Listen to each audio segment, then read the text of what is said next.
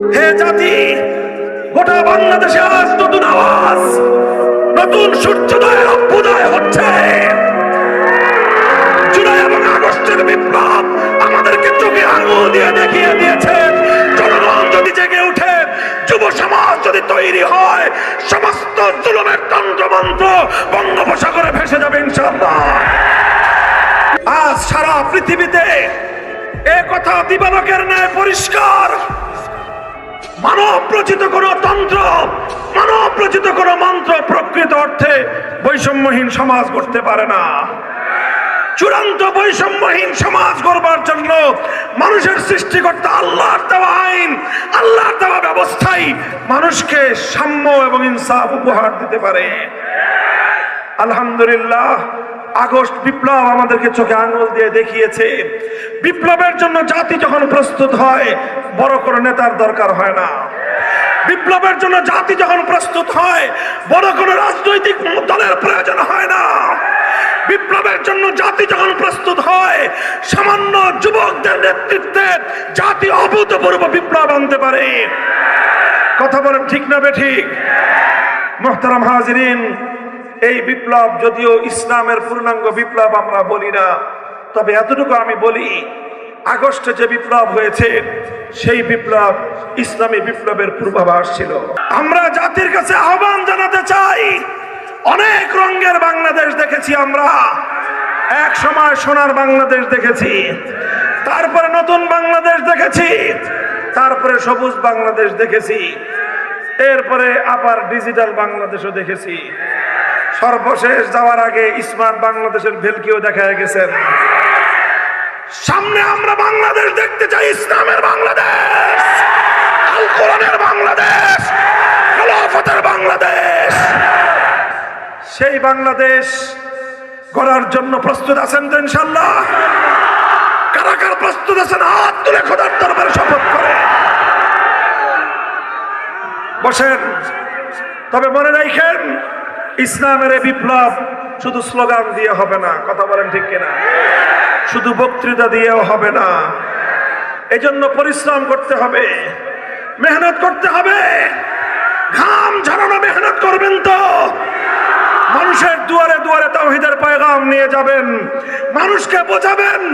আর কতকাল এই তাগুতি সমাজের অভিশপ্ত সমাজ ব্যবস্থার অধীনে আমরা বসবাস করব? অভিশপ্ত এই সমাজ ব্যবস্থায়, অভিশপ্ত শাসন ব্যবস্থায়, অভিশপ্ত বিচার ব্যবস্থায় আমরা বাঁচতে চাই না। আমি বলি, আমার দেশের মানচিত্র স্বাধীন হয়েছে, পতাকা স্বাধীন হয়েছে, জাতি আজও স্বাধীন হয় নাই। আরে ভাই, যে জাতির বিচার ব্যবস্থা এখনো গোলামীর বিচার ব্যবস্থা, যে জাতির শাসন ব্যবস্থা এখনো গোলামীর শাসন ব্যবস্থা, যে জাতির শিক্ষা ব্যবস্থা এখনো গোলামীর শিক্ষা ব্যবস্থা, সে জাতি নিজেদেরকে স্বাধীন জাতি বলে আত্মপ্রবঞ্চিত হতে পারে, সত্যবাদিতা হতে পারে না।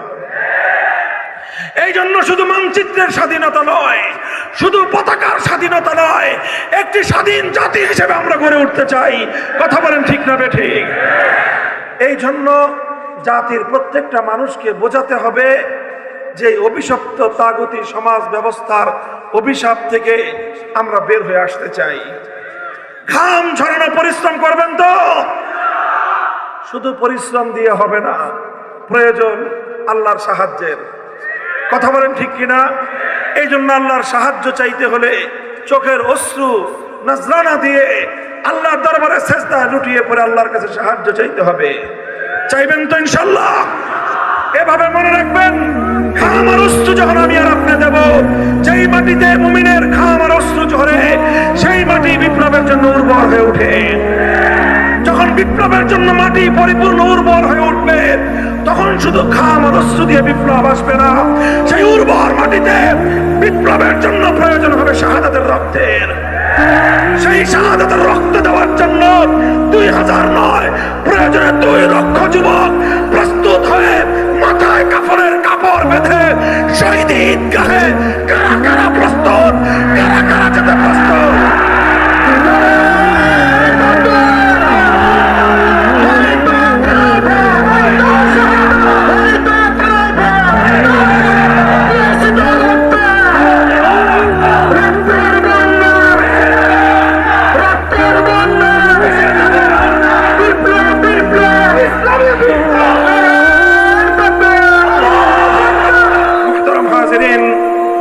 শুধু কথার কথা? বলেন শুধু কথার কথা না শপথ? বলেন শপথ, অঙ্গীকার কার সাথে? জোরে বলেন কার সাথে?